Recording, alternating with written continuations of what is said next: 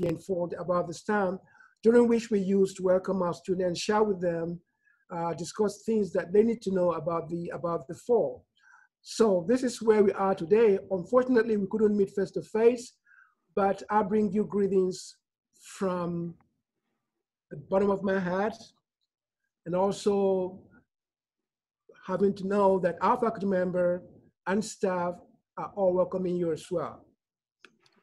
This is the agenda that I'm going to run through. I'm going to begin by sharing with you the COVID-19 information, our fall classes. As students, you gotta know our research opportunities, our degree programs, and then you can meet our faculty and staff members that make these things happen. So let me begin with COVID-19, which is really a very challenging time to everyone today. FAMU has taken very, very important steps in making sure that the university is ready. That's a COVID-19 website that you have to go to famu.edu. The link is here. There's also a COVID-19 fax link. As in general, the university demands face mask is required in all buildings, classrooms, laboratory, social distancing in laboratory and classroom are all required. There's a mandatory curfew for on-campus students that starts from 10 p.m. to 6 a.m. that you gotta be aware of, Monday through Thursday, and 12 to 6 a.m. Fridays and Sundays. For all of you, I'll strongly recommend that you do download the FAMU mobile app to do a daily COVID-19 daily self-check. That way you will be keenly aware of some of the symptoms that relates to COVID-19 and do a self-check. FAMU mobile app gives you that information. So this slide here, I want to pause here to see if anyone has any question here, because this is important. Now, if, let's say, let me just say God forbid, because this is a difficult time. Let's say one has a COVID-19 tested positive. What do you have to do? What you need to do is to, first of all, inform your professor, the supervisor, but most importantly, inform the health services. Tanya Tatum is the director of health services. They will provide you all the information and guidelines to follow. No panic at all. There shouldn't be any panic, but you gotta take those steps. Inform your supervisor, inform your professor, and then making sure that those information got to the health services they have the guidelines to guide you through that process. But this is information that everybody got to know, right? Now, let me just say welcome back again for the new students. The university was established in 1887. This is a very beautiful university. You would have all been at the Hill. This is a very prestigious university. All of us that are here are privileged to be here because there's so much history, so much fun in this university. I've had one of my greatest fun here since I've been here for the past 6 years. It's a very good university with a lot of history. My hope is that you have spent some time to learn about this. And this is usually the set where students gather for the new students who are not yet on campus. My hope is that if and when you do come on campus, that is where it's all happening. It's a beautiful set. It's a set where students gather. There's cafeteria on your left. There's a library. Our building is right around the corner. So again, this is the set that welcomes everyone here at FAMU with a very open heart. Let me just get to the core of my message here. As students, the race to student success is on. The race to student success is on. My question to you, are you ready? The School of Environment is a diverse school with, we have a very diverse population, both at the undergraduate and graduate level. Everyone's striving towards this student success. I'm going to define that at some point in my slide. But my question here is, are you ready to jump into what we have for you? FAMU student success, why is this important? And what is this new reality? Why is the student success so key important for the university? This is it's important because the university receives funding, what we call the performance-based funding metrics. These are some of the highlights of those metrics. There has to be a 4-year graduation rate, meaning that for all the new students, freshmen, first-year students, your strive is to have a 4-year graduation. We have to have the percent of bachelors graduating enrolled with minimum salary of $25,000 when you do graduate, right? The average cost to the student gotta be reduced. Average cost to student is excellently very high. So we do the best we can to reduce that cost through fellowships, through assistantships, through scholarships, thereby reducing the amount of student loan that you can bear when you graduate. That's one of the ways that was also been measured. The other important metrics is that our second year retention rate, students have to have at least 2.0 GPA, which is really so minimum. But for second year sophomores, you have to maintain that minimum GPA to have this graduation rate moving forward. We also are tasked to making sure we have the number of students graduating in programs of strategic importance or emphasis. That includes the STEM degree programs, which our school belong. We have to be graduating students in this on the metrics. So these 5 bullets sort of summarize, not all, but these are some of the key ones you got to remember. 2-year retention rate for sophomores to progress, and making sure that we're turning out graduating students in these programs of strategic emphasis. How do we meet this new reality at the school? These are some of the expectations and requirements. At the minimum, as students, you got to know your academic programs, meaning the curriculum map. What are the available student resources?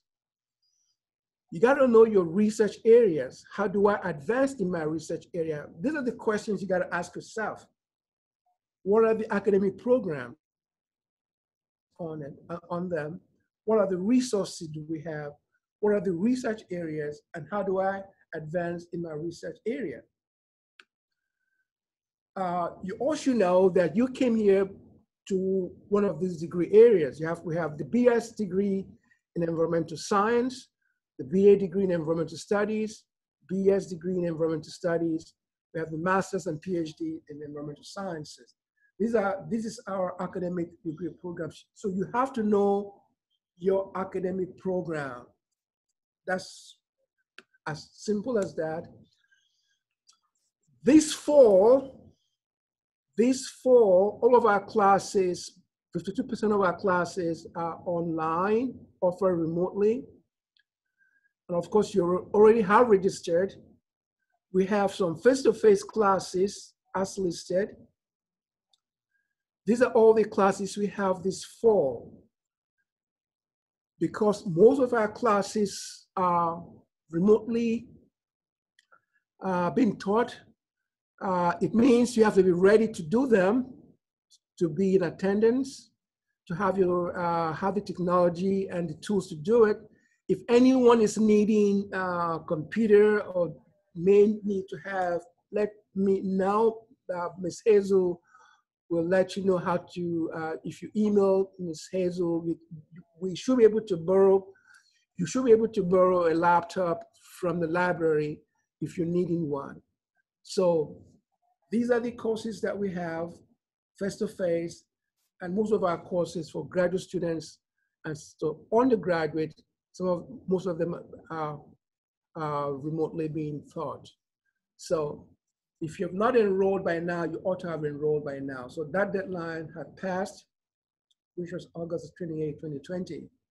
So let me switch on to our research areas. Our research area is encompassed, it's we have a very elaborate research area at the School of Environment that includes microbial systems, biotechnology research, coastal and marine ecosystems research, aquatic and terrestrial, biomolecular sciences, environmental biogeochemistry, environmental chemistry, environmental policy.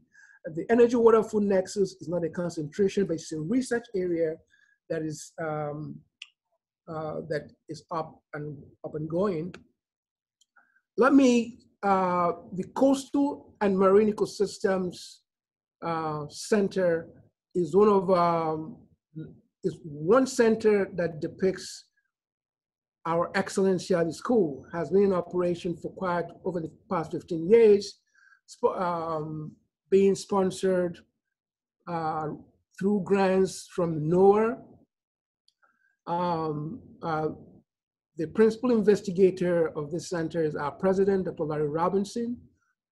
So this is a very prestigious center that has really impacted not just our students at the school, at FAMU, and to all the affiliate members of the center. Excuse me, could you say the name of the president again? Dr. Larry Robinson. Okay. Dr. Larry Robinson, he is the principal investigator of the center. Is the Center for Coastal and Marine Ecosystems. Very, very impactful center. Thank you. History of excellence that depicts the center. And most of our faculty members have been part of this. Some of them have evolved. There are new faculty members. So this center is just not for the school. Of course, we serve as headquarters. This is where it's located. But there are other schools that have affiliations with the center, including other 5 universities around the country. So you're going to hear more on this. We also have a research area called aquatic and terrestrial ecology. I'd like to recognize Dr. Michael Martinez. I don't think he's here. It's another research area. This is Dr. Martinez work is is field oriented, covers geology, biogeochemical, oceanography, coastal ecology, some of the high points. It focuses on environmental microbiology and heavy metal bioindicators and on. But this is if you like field work, aquatic terrestrial work, this is where you need to come. And Dr. Martinez has projects here up to in Puerto Rico, has about 3 or so graduate students working with him and some undergraduates as well. Another major area of research within the school is the molecular sciences and microbial ecosystems area that include Dr. Henry Williams, Dr. Ashwini Chauhan. My research also falls into this category. I'm a microbiologist by training, and this is where my research falls under as well. This area also includes Dr. Charles Jago, who hovers from this section of research to microbial ecology. Environmental biogeochemistry, you will hear a little bit more from Dr. Elijah Johnson. when he speaks. So we have this research area. When Dr. Johnson gives his overview, my hope is that he will bring some of the high points of this research area. Environmental policy. One of the, our students are required to incorporate environmental policy in all of our research. All right, Dr. Marsha Owen, who leads this area, I think I saw Dr. Marsha Owens. You're going to hear more from her, who has a very new center being funded by National Science Foundation. I want to give her opportunity to really have Dr. Owens to describe our center, and also to bring about the importance of environmental policy in all of our research areas. Ultimately, our goal is to have exceptional student experience. We want our students to have an exceptional student experience. We do it in different ways through those research areas I shared with you. We also promote this through our Scholars in Residence program that mandates our undergraduates to do research from the first year. It's a mandatory research, both in-house and in the field, for all of our first-year students.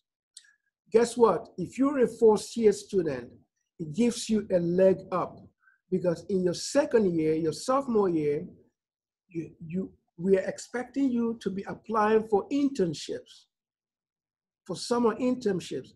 How would you be competitive for in those applications? What story would you tell? You see, if you have a first-year research experience, it makes your application much more competitive, gives you an edge. So that first-year research is so important.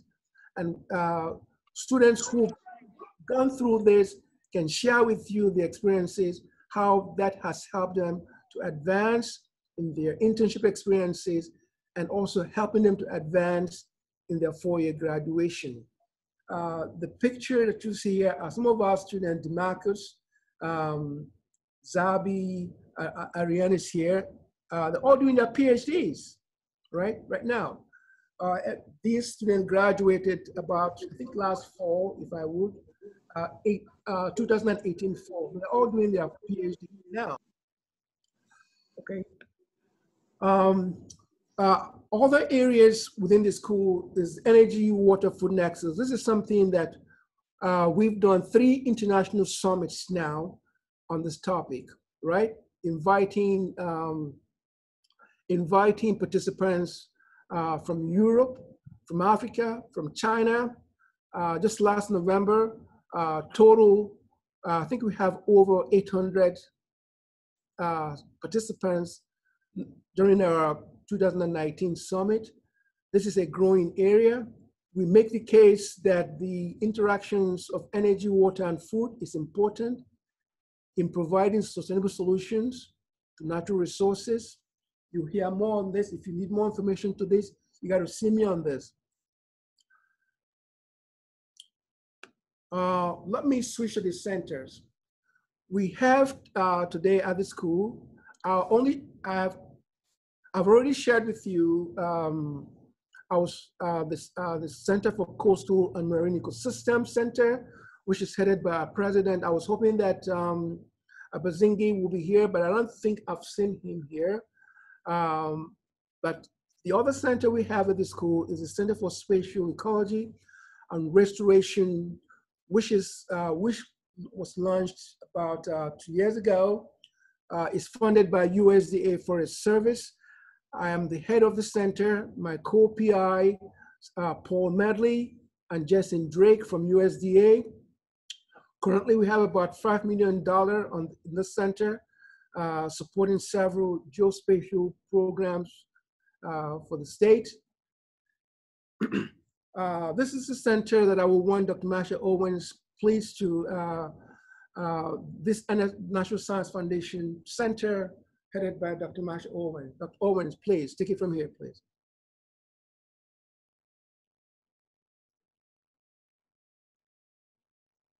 Dr. Owens, are you here, please? Good evening. Good evening. Okay. Good evening. Thanks. Dr. And let Owens. me know. I'm Dr. Marsha Allen Owens, and my research area is environmental policy, specifically environmental justice, perception of environmental risk, risk communication.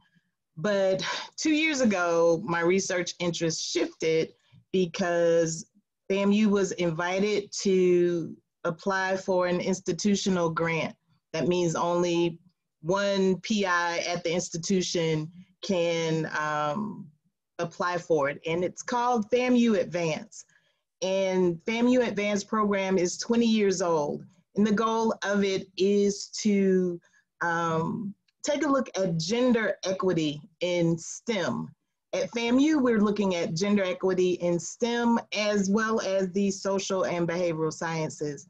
If we look around the room, the Zoom room, we'll see that the vast majority of our students, or maybe half and half these days, are women, but the faculty numbers in STEM across the nation do not reflect the student base. And so we're looking at and asking questions of the university in terms of what can we change to make STEM friendlier to women, and those women that we graduate with PhDs, why aren't they going into faculty?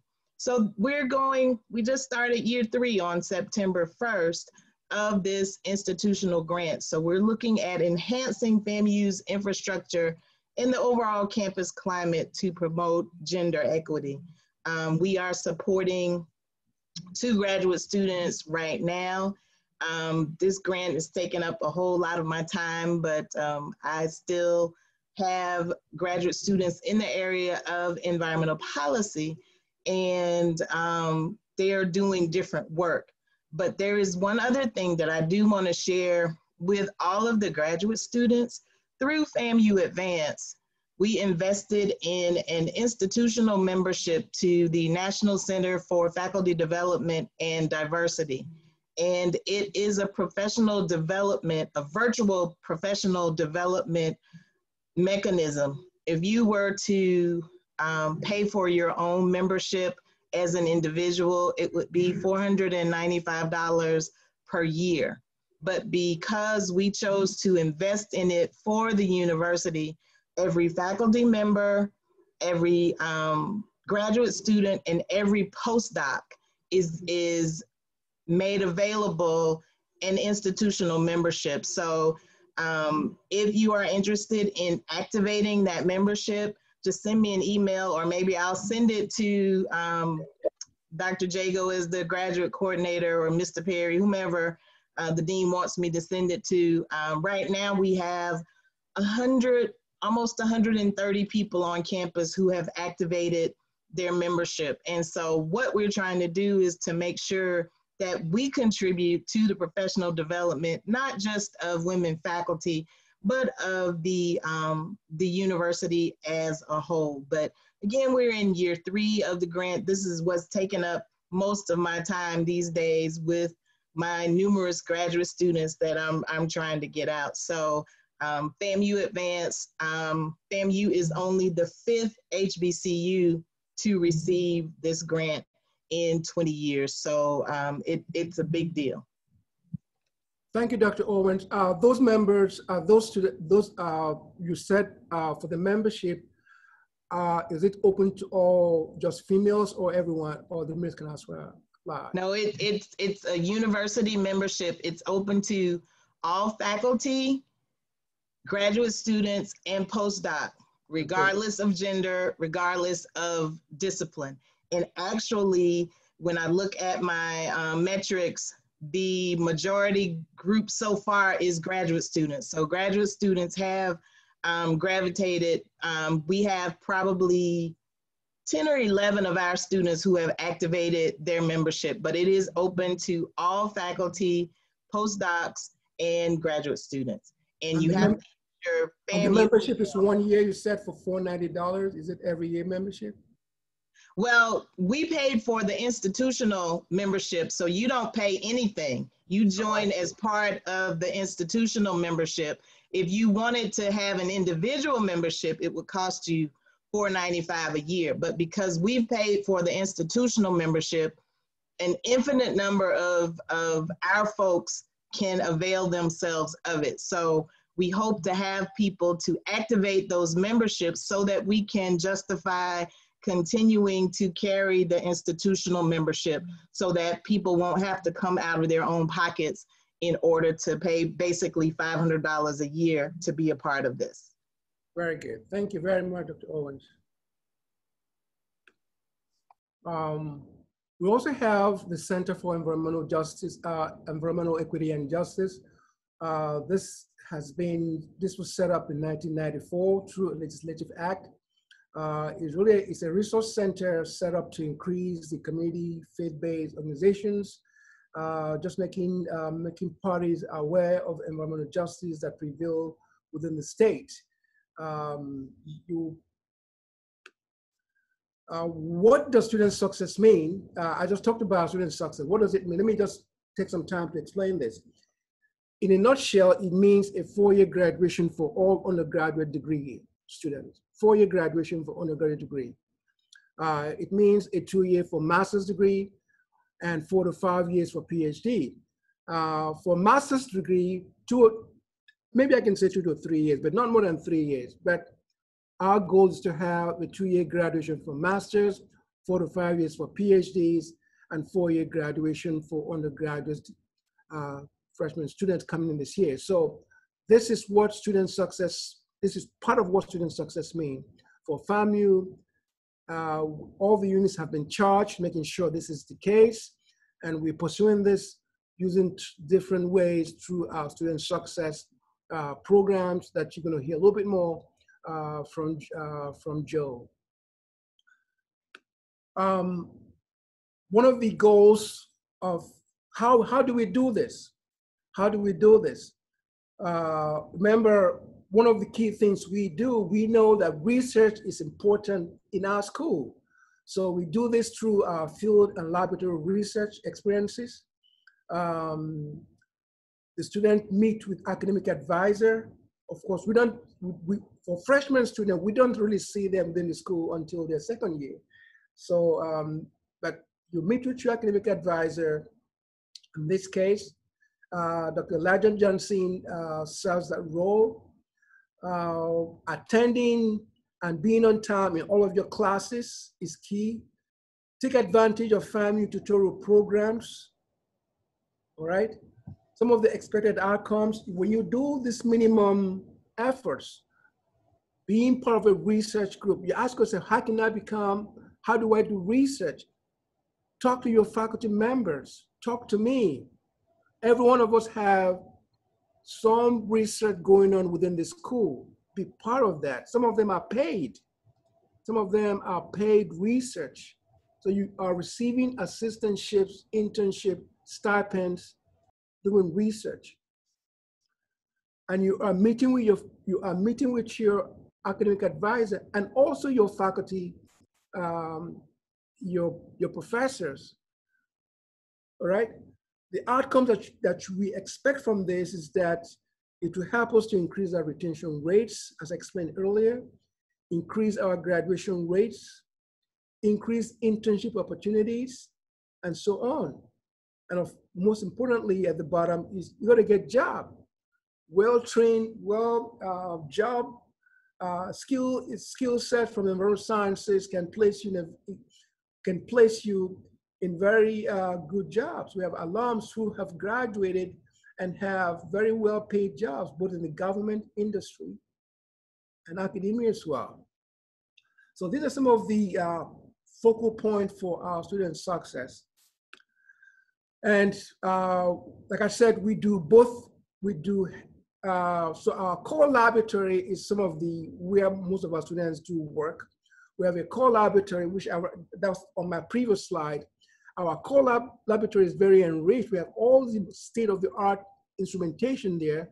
Dr. Benjamin Washote, who's the director of research at the core laboratory, please making sure, I hope Dr. Benjamin is on Zoom this evening. he will give you a sneak preview or sort of a quick review of the laboratory, just so you know what's in there. We also take students to field research. We primarily would take students on a boat to, this is just one example. Other faculty members have other field experiences. This is just one example of where we take students to Spring Creek oyster ranching, where we correlate water quality to oyster ranching. And this is some of the pictures. This was from 2000, and this was last fall. These are some of our students. This is Benjamin Washote, Edward, Bobby, and of course, I joined this trip. I really enjoyed taking students on this ranch. It's a very interesting site. We go out where you have oyster being, oyster ranching. It's about 50 acres of land, private land. We have a gentleman who owns this place and helps us with making sure everything is safe. So this is just one site we might be undertaking, if not for COVID-19. Because of COVID-19, what we've done, we are installing a data logger on site that will beam real-time water quality data to our core laboratory. We're installing that now because we may not be able to go out due to COVID-19 to the site. So that will help us to still capture real-time data and beam that to our core laboratory. That is ongoing right now. How about graduate study success program for graduate students? I'm sure Dr. Jago, you already met Dr. Jago during the graduate orientation. Some of the highlights that you've learned from him. First of all, you meet with your graduate coordinator, Dr. Charles Jago. Got to know what courses to take. Determine area of interest with your advisor, all right? Form your research committee. Of course, meet with your advisor on a regular basis. That's the only way you can graduate on time. Complete a graduate progress status report as required every semester, because now FAMU, most of our graduate students, everyone in our school do receive fund one way or the other. So there's some expectations when you are receiving funds. And of course, you have to submit funding application each academic year. Sadiq Perry, you have to meet with Sadiq Perry on those areas. But this is some of the bullet points that I have on how you might be able to advance graduate studies success within the school. I don't think I have all the faculty members here. I'm going to start with, I don't know, Michael Abazingis here. I didn't see the picture. I don't think I saw Shohan, but let me move on to Dr. Jago. Dr. Jago, could you please describe your research area and what students might be able to gain from your laboratory and from your work? And what classes do you take, please? Dr. Jago. Sure. Hello, everyone. Right. So I'm an ecologist and an ecotoxicologist. I now work mostly in coastal systems. I've done work on pollutants in aquatic systems, things like oil spills, heavy metals like mercury. My students and I now are working on environmental effects of aquaculture operations and how that's involved in nitrogen cycling and eutrophication. I've got some projects going with metals like mercury in the environment. One of my students is working on microplastics in the environment, and we'll continue research in that area. I teach classes in, mostly graduate classes, in ecology, marine and estuarine ecology, marine pollution, and global environmental change. And I'd be happy to talk to any of you who are interested in any of these topics and would like to come work with me. Thanks. Thank you, Dr. Jago. I think we both have one grant that's been funded, correct, Dr. Jago? Yeah, so I've got some money from the USDA Forest Service to look at connectivity between groundwater systems, surface water systems, and water quality in Appalachia Bay. And I have another large NSF grant with Ashwini Chauhan to look at the oyster microbiome, the microbes that actually live inside oysters, and how those are involved in ecosystem processes like nitrogen cycling. And I also work with students who are funded by the Center for Coastal and Marine Ecosystems. Thank you, Dr. Jago. Dr. Johnson? Yes, let's see.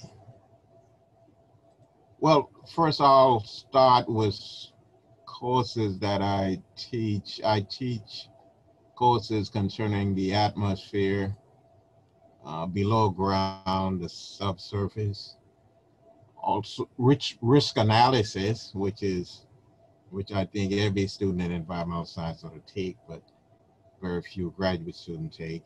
And then I teach courses on both graduate and undergraduate. Those courses I mentioned are on both graduate and undergraduate level. Also on, you might call it computational method. What's the applied mathematics behind the sciences? So those are the courses.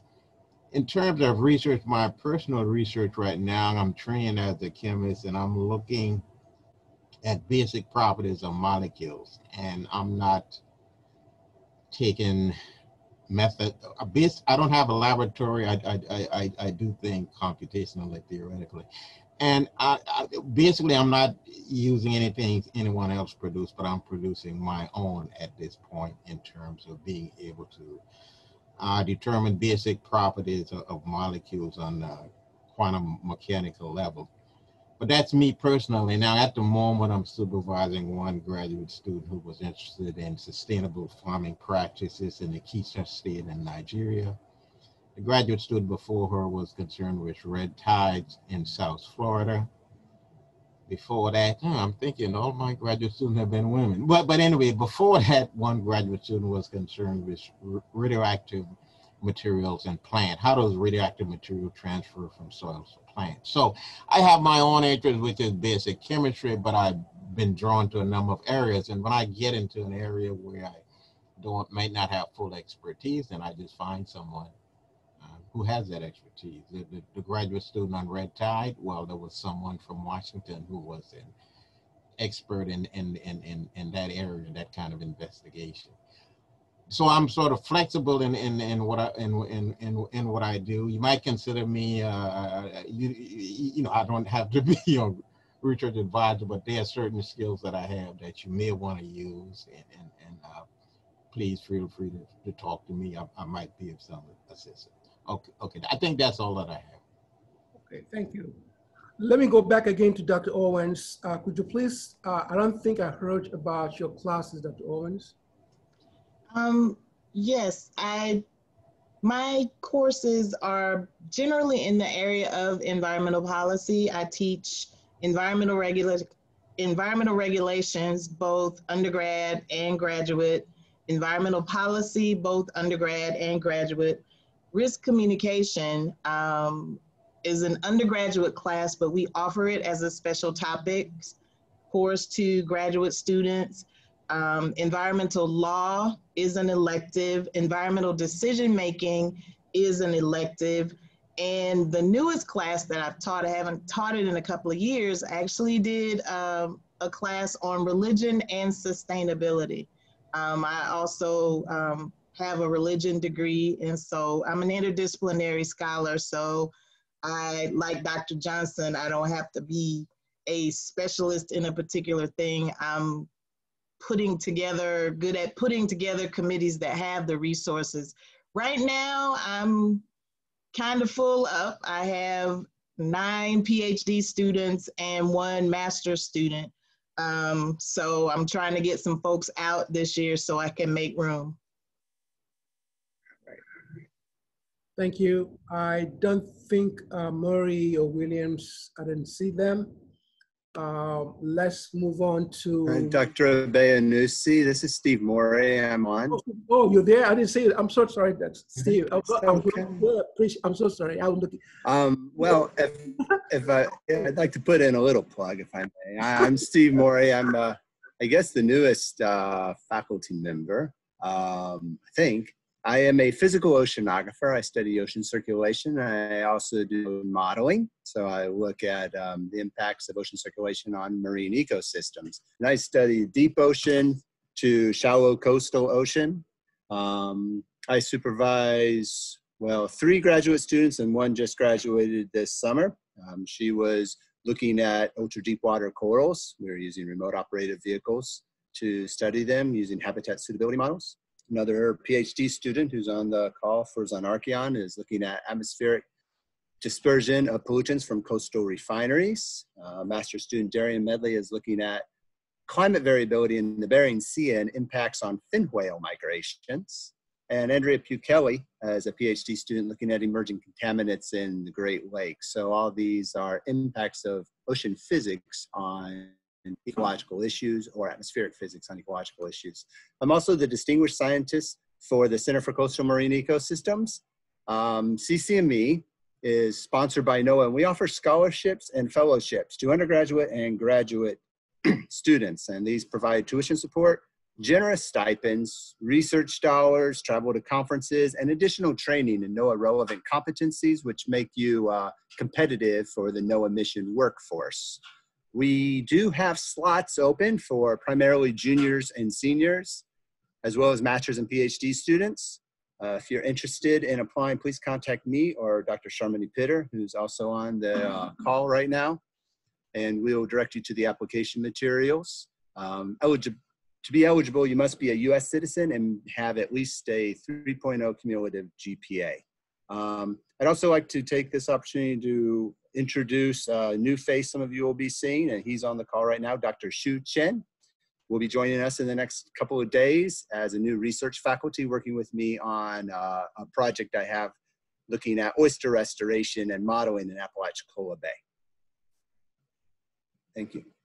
Thank you. My apologies, Dr. Murray. I didn't quite see your face. I was hoping that there's someone with the CCME to help describe the center even more than I did. Is there any, I'm glad to see your face. Is Shamini Peters there? Shamini Peter? Yes, I'm here. Okay, very good. Let me go to, because I sort of skipped the CCME slide. I was looking for Bazinga face, but I didn't realize that you and Murray are here. And if there's any more to add when I come to the other next slide, please do. Sure.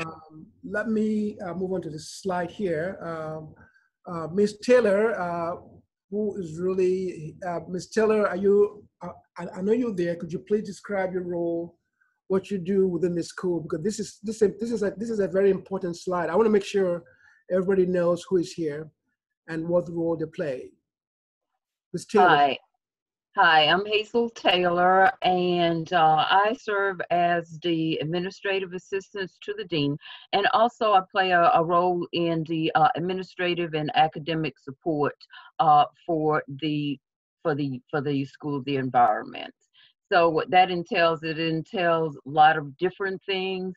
So if you've got some academic questions and things that you need answers, then, if you can't get it from some other source, then by all means, either call me or email me, and I'll be more than happy to help you. See, that was as simple as you can get it, but Ms. Taylor, for all of us, nothing happens if Taylor's hands are not on it, because we have good service. Ms. Taylor is one of our ensures, one of the things Ms. Taylor does is that she's very efficient in making sure we're striving towards an excellent customer service. So if you need any one of such services help, just making sure you call Ms. Taylor. Dr. Washote, are you in call? Benjamin? I don't think Benjamin is here. Okay, I'll move on. Benjamin, the core laboratory is one of our major area of activity we have. Is a beehive, describe it that way. This is the laboratory. It's one of the best equipped laboratory that I can tell you. We have instrumentations for measuring toxic metals, radionuclides, organic, materials. inductively coupled plasma. Today I was in the laboratory. I was so impressed. We have just received, and now we're now installing a scanning electron microscope. That instrument is about $200,000. The training is ongoing. It's the top in the market. So we should be able to visualize materials at the molecular level, at the at the microbial level, even at the molecular level, if you would. In the laboratory, we also have a UV HPLC. You can visualize molecules such as proteins, if you would. The inductively coupled plasma ICP, we can use that for measuring heavy metals, radionuclides, and the triple quad GC-MS for organic materials. I can go on and go on. So the core laboratory is a very well-equipped place. Joe Blunt is here. Joe, just a quick hi and say what you do, please. Good evening, everyone. Again, I am Joe Blunt Jr. I serve as the academic program coordinator here. I'm excited this particular spring. I recently joined the SOE family. Many of you may have worked with Ms. Diane Hall. Well, I actually, I'm now serving that capacity. Margaret Mead once said that never doubt a small group of thoughtful, committed citizens can change the world. But indeed, that's the only thing that it ever has. And that's what we have an opportunity to do here. And so over the course of this year, I'm going to be assisting with student success and helping you to reach your full potential.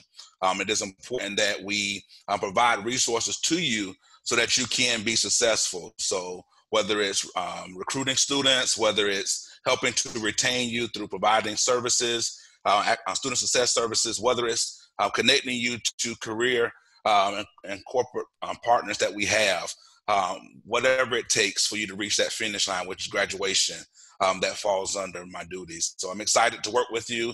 A freshman class that we recruited this year, I'm excited about your success. Get in, work hard.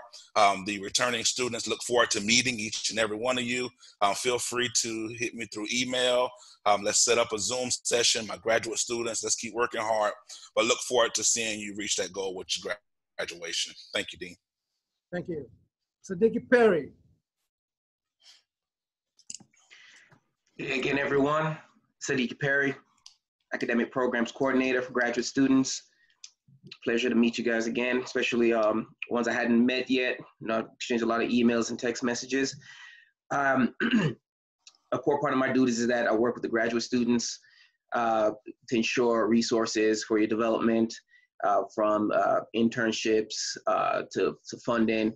A big part of my work is the Title III. I'm also the Title III coordinator. So many of you know grad students, when you need assistantships, I'm the one to come to for that. But we also use the funds for things like updating the core labs, which we're currently doing. And the budget's really good this year. And so we've been able to continue to serve our graduate level students, provide good customer service, and just make it as great as an experience as we can here at SOE. I've been here, next month will make 2 years for me here at SOE. Prior to that, I've worked 10 plus years in higher ed with a specialty in fundraising. And so I've always just been committed to helping young people reach their goal of academic success. So as y'all know, you know how to reach me, but I'll leave my email and phone number as well.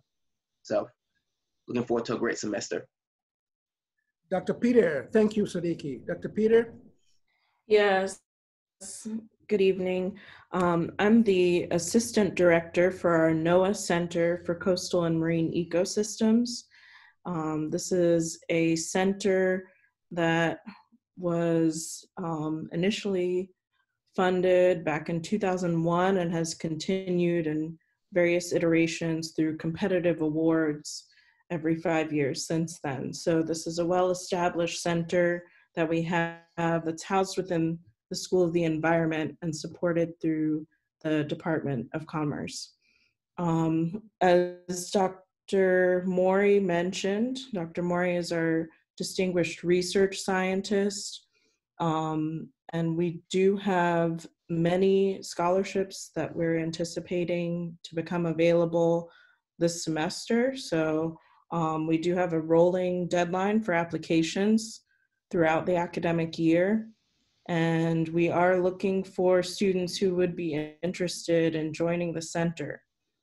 And the reason why you would be interested is that we do have scholarships that support your tuition, as well as an additional stipend. We also have research dollars for each student so that we can support your scientific research and laboratory work. We also have support for attending conferences, and normally that would include travel.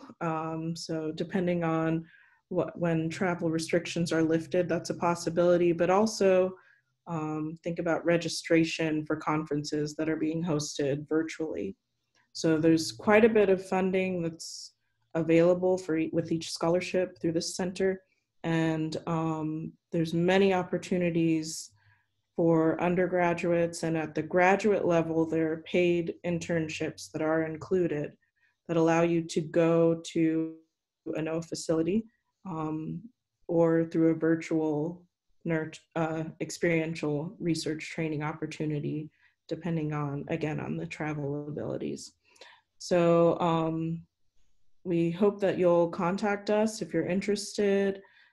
Students must have a 3.0 GPA to apply and also be a US citizen, because it is funded through the US Department of Commerce through the National Oceanic and Atmospheric Administration. So this is a federally funded award that can help you really expand your network and increase your ability to enter the federal workforce.